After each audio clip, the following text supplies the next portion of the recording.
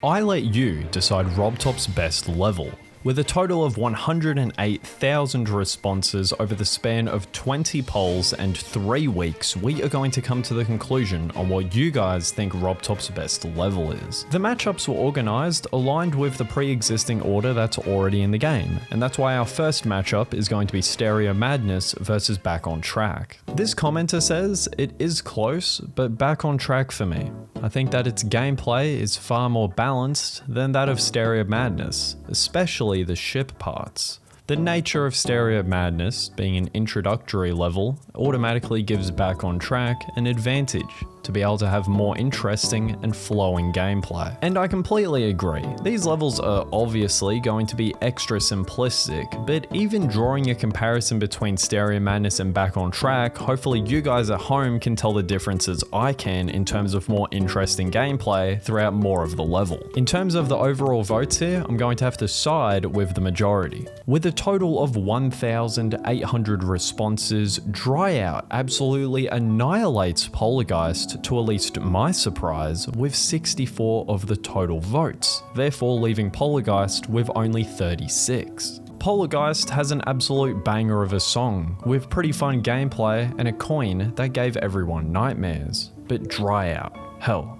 you can't tell me you didn't rotate your phone playing this for the first time. However, I think that the gameplay is more repetitive, so I have to go with Polargeist. Dryout's introduction to gravity portals is so perfect, and the song is the first in the series that I would actively listen to outside the game. Now, despite thinking that this matchup would be competitive, something that I did still agree with would be Dryout taking the lead. This is because the level's simply more memorable due to its introduction of such a vital gameplay technique in today's game. Although with that all said, both of these levels are incredible, although simultaneously that's why I wanted to do the matchup. We need good comparisons straight away. Although you know what wasn't a good matchup? Can't Let Go versus Bass After Bass, with Can't Let Go getting 73% of the total responses. Damn. Can't Let Go is peak 1.0. It has a great song, great gameplay, great atmosphere for a 1.0 level, and it challenges players in a way the previous levels haven't. Hot take, Bass After Bass is underrated. In an attempt to appreciate another old RobTop level, a lot of people have the tendencies to break another level down, and that's what's happened with Bass After Bass. Even I've publicly fallen victim to this mentality in terms of comparing levels in Geometry Dash, and I would like to bring it up. Despite still thinking Can't Let Go is considerably better than Bass After Bass, my point still stands. This level is enjoyable. Going back and playing them for today's episode was an absolute treat. Now here's something I wasn't expecting one bit, because you're meant to tell me the same community that will hate on any old level, especially RobTop, if they see too much repetition, is going to vote Jumper over Time Machine when it comes to 69% out of 2,700 responses. I mean, a lot of factors come into play here. This person says that Time Machine sucks because of the nerf to triple spikes always appearing, not to mention the fakes and mirror portals. Although I'm glad to still see comments like this saying that Time Machine is an absolute bop of a song and a fire level. I would like some reiteration in the comment section below, because 69% over 31 is absolute domination. Although something I think everyone expected on the other hand would be Cycles to lose considerably to xStep. It's not even a disservice to Cycles either, I'm just genuinely convinced that this is the most hated on Geometry Dash level. I would even go one step further to talk about the music, because the amount of times that I've heard someone say that it sounds like we're at a funeral is hilarious. xStep got by far the best music in all of the levels. Cycles has very high highs, but very low lows. xStep is balanced throughout the entire level in terms of quality, plus the song's better in my opinion. Theory of Everything's beginning might not be so good, first attempts are random spamming and hoping to get to the ship, but I like it more. The music, the introduction of the UFO, and path choosing. Clutterfunk was a big turning point in my skill, and because of that, it will always be special. Also, the gameplay sync is kind of fire. Clutterfunk, one of the best RobTop levels, and I'm going to have to agree here, so I'm glad to see that it beat Theory of Everything 63% out of the total responses. I think that my community understands by now my love for Clutterfunk. The introduction of the mini portal is a very difficult task in comparison to what was previously and honestly after that introduced. And Clutterfunk, to be the face of this big change, is a massive task to try and handle. Now I gotta feel bad for Theory of Everything here, because it's a good level. It has extremely memorable coins, the soundtrack is incredible, and it introduces a whole new mode. Although the mode that it adds ends up being one of the most hated, and unlike any RobTop level to date, there's a sequel to overshadow it. Unfortunate. Clubstep has a unique mood to it. It feels scary as a first time playthrough, and it's a fun playthrough even after the fact. Electroman Adventures looks fantastic, but it feels kind of boring to play through in my opinion. I don't like levels where the ending is the hardest part, so I'm going with Electro. Electroman is more fun and balanced, but Clubstep is better for what it did to the game. Clubstep versus Electroman Adventures is a pretty big deal in my opinion. This is a pretty good matchup. These two levels represent large factors of the community. Do you prefer more of a challenge, taking appreciation in the more intricate details of levels in their attempt to stop you from getting 100%? Or on the other hand, you could either really enjoy theming within levels and have that as a high priority within the levels that you choose to play, or maybe you just simply dislike playing demons, or a mixture of both. Well, the results showcase that people favor Electroman Adventures, and by quite a bit. Now let me know your guys' thoughts, because I can't quite come to a conclusion here. Is such a disparity within the results because Electroman Adventures is that good of a level, or is it because Clubstep has some flaws people aren't too happy about? Electrodynamix is definitely my favorite RobTop level. It's just so perfect and is the reason the ship became my favorite game mode. The beginning is very tense and fits the song amazingly. Then the drop has really nice colors and fun gameplay. The ship after that is so cool with the invisible blocks and using player colors in the pulses. The UFO part is very consistent and syncs very well. The cube building up to the 60% drop is very suspenseful and really helps tie the level together. Finally, the 60% drop hits as the music swells and some of the best ship gameplay Rob has ever done kicks in. I remember it being the first level I really had to practice to beat, and that part was so fun to grind out. Hexagon Force is my favorite main level because it's fun to play and just the right amount of challenging. I can jump in and play at any time, whereas Electrodynamix gives me more struggle than some of the demon levels. With 63% of total responses, Electrodynamix takes a comfortable lead against Hexagon Force. Now there's a specific video on this channel where I absolutely killed Hexagon Force, and after playing it a lot of times, surprisingly enough, off camera, I think I need to revisit that video because Hexagon Force does deserve its love. An absolute gem on YouTube is talking about Electrodynamix and if it should be an insane difficulty or a demon difficulty. You would know from this channel, I've done it twice. Not only can I and countless others not stop talking about this level, but it's designed incredibly. Besides this portion, and I've seen some people criticize it, but not as many as they should. I feel like this part's quite forgotten about because of what obviously follows up afterwards. Considering that Hexagon Force was up against a level that contains one of, if not the most iconic segment in any RobTop level, yeah, not surprised about the result. For this matchup, you have Blast Processing, RobTop's introduction to the wave in update 1.9. A very memorable level being accessible to the majority, and for its time, extremely memorable decoration. Although we know what Blast Processing has to go up against, which is Theory of Everything 2, RobTop's second demon. Out of all of the songs that RobTop's chosen for his personal levels, many would regard Theory of Everything 2 as the best soundtrack. And not only just that, at least for this matchup, people consider Theory of Everything 2 considerably better than Blast Processing.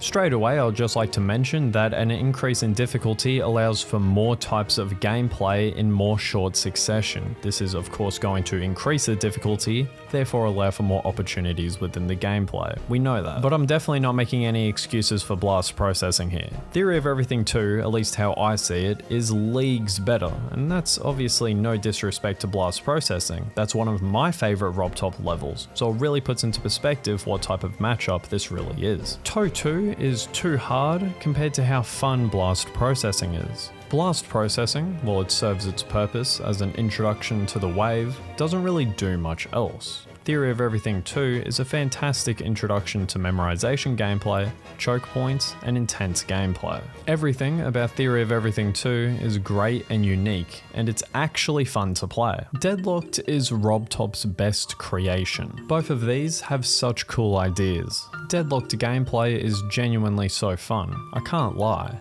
Yes, it may be unbalanced, but the hardest part is at the beginning, and the song is such a banger. My favorite RobTop level. I'm just gonna rip the band-aid off. Geometrical Dominator versus Deadlocked was never a discussion to be had. With our biggest difference yet of 18% versus 82%, Deadlocked absolutely kills Geometrical Dominator in every single facet. I don't hate Geometrical Dominator, I really like how obnoxious it is with the decoration. It's genuinely made the level memorable in a good way. But you're up against a level that, at least me personally, I consider genius. In terms of a matchup such as Fingerdash versus Dash, a lot of factors that weren't previously discussed come into play here. Not making any excuses, but we have to contribute for recency bias. Dash only just came out, in comparison to at least Fingerdash, my goodness. Although ever since its release, Fingerdash has always had glooming criticism, not necessarily hyper-focused on one point, more so viewing the level as a whole product.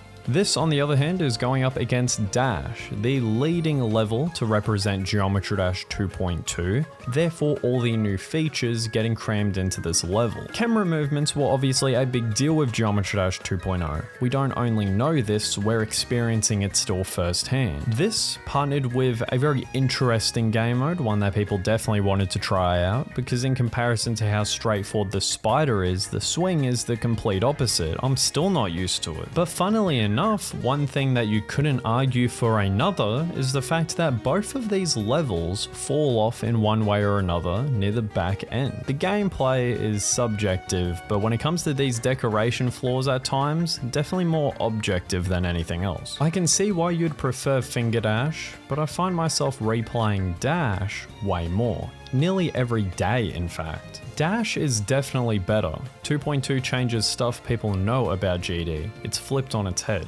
They both start off really strong, but I'm going Dash because I feel like Fingerdash falls off harder towards the end. Although as I looked at these results, it really wasn't surprising. Over the years, the lingering criticism of Fingerdash alongside Dash being the most recent level out of RobTop's catalog by a long shot resulted in an absolute blowout. That's the end of round 1. Now we make it on to round 2, with our first matchup being Back on Track versus Dryout. Back on Track was my favorite when I was younger. I downloaded the game and I think it was update 1.6, so the later levels felt impossible to me, but that one had a fun song and was easy for a super casual. Dryout's introduction to the gravity portal is just too good. I like both, I just think Dryout has more interesting gameplay in my opinion. 73% of people can't beat Dryout. Definitely, I pick Dryout. The song is so good. Now it may not be 73% anymore, but 68% is definitely close enough. Especially putting it into the perspective that this is almost 2,400 more responses on its side than Dryout. Some key factors are obvious that are on Back on Track's side here, such as the fact that these are two early levels in Geometry Dash's life, so people are more inclined to choose the easier level. On top of the fact that Back on Track doesn't do too much, a bit more pad work than its counterpart Stereo Madness, but as opposed to Dryout, absolutely not. A lot of people aren't a fan of upside down gameplay if we include the very casual audience that touched Geometry Dash. For me, Can't Let Go is the near pinnacle of level design for the initial 8 levels. I love it so much. Can't Let Go takes everything you learned in the first 5 stages and tests you. While base after base feels like a warm-up to this level, I feel like Can't Let Go is the first level where the difficulty spike is real. This level twists, turns, and wraps. It's such an unpredictable level, and you have no idea what's coming up next. It tests your reaction and patience. That upside down section at the end is truly an intense scuffle that lets you know that later levels are just gonna get worse. Can't Let Go is harder than Jumper. I still enjoy both, but I prefer Jumper. Can't Let Go is my least favorite of the first couple of levels. Jumper is way better. Better music, better and more fun gameplay, and the level looks better.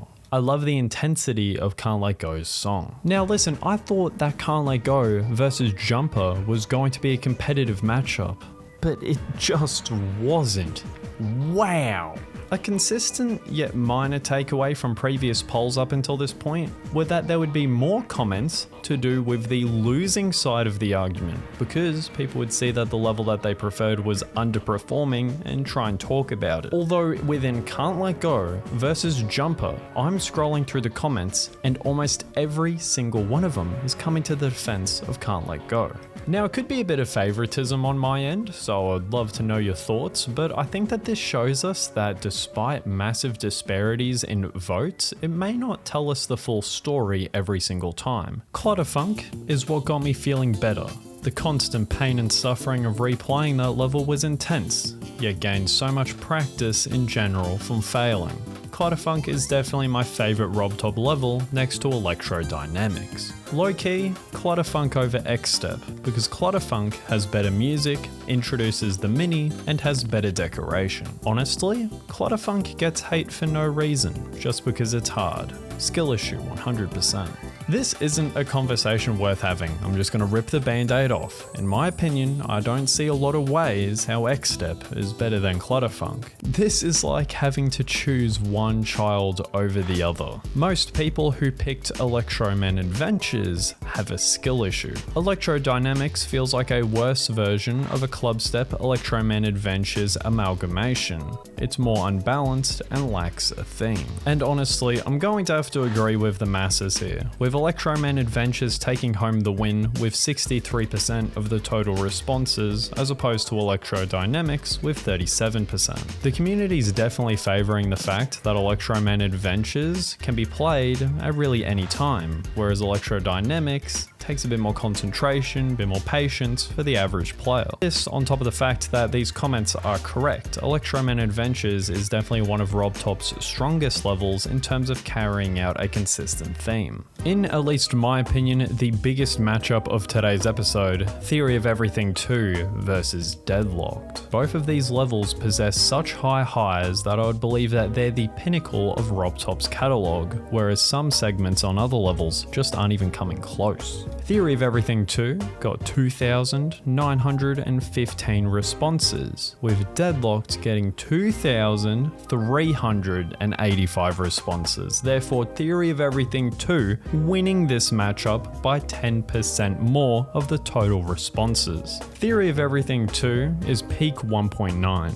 The gameplay is stellar, and the visuals literally still hold up.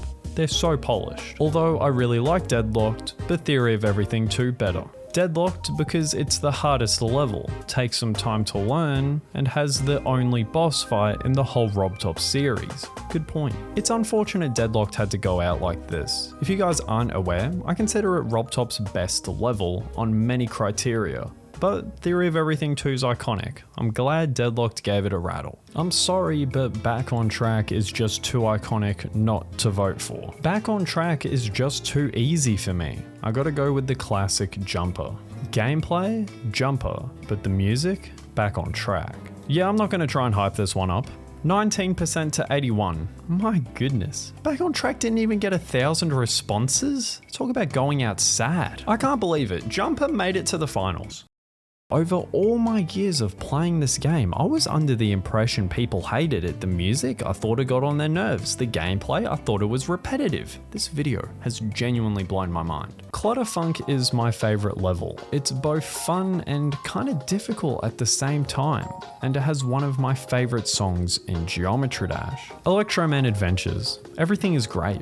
The music, the gameplay, the style, everything. Clutterfunk's still great though. It's a huge skill issue that you'll think that Electroman clears Clutterfunk. And on the note of that comment, do you guys agree? Because Clutterfunk not only lost, but its domination once again in this video, losing 22% to 78% of the total responses. Unlucky Clutterfunk, that's a rough way to go out. A flawless introduction to mini gameplay alongside an incredible soundtrack to lose to 78% of total votes. This poll made me think 2 minutes. Theory of Everything has more thought out gameplay, and it also just flows better. And there's an advantage that low-end devices can run Theory of Everything 2, not Dash. Theory of Everything 2 is actually peak.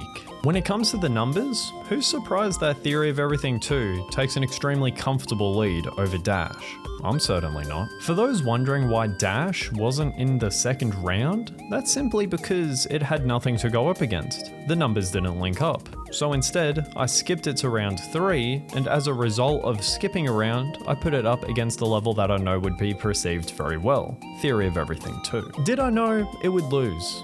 Yes. But is it why I did the matchup? No. I just wanted to even things out. It's nothing to disrespect Dash, still a good level. And on the topic of round 3, forget that, because we're already up to the finals. Theory of Everything 2, Electroman Adventures, and how did it make it to the final round? Wow. Theory of Everything 2 is the best RobTop level ever. Both Electroman Adventures and Theory of Everything 2 are peak, but I would have to choose Electroman. It's just that fun to play. I would say Electroman Adventures, but Theory of Everything 2 has the most intense parts, like that final ship part, but Electroman Adventures is iconic, even changing into insane after originally being harder. My favourite part of Theory of Everything 2 is when it starts getting slow and you reach the wave. Jumper gets 8% of the total responses. Electroman Adventures gets 20%, and Theory of Everything 2 gets the remaining 72%, being widely regarded as the best RobTop level.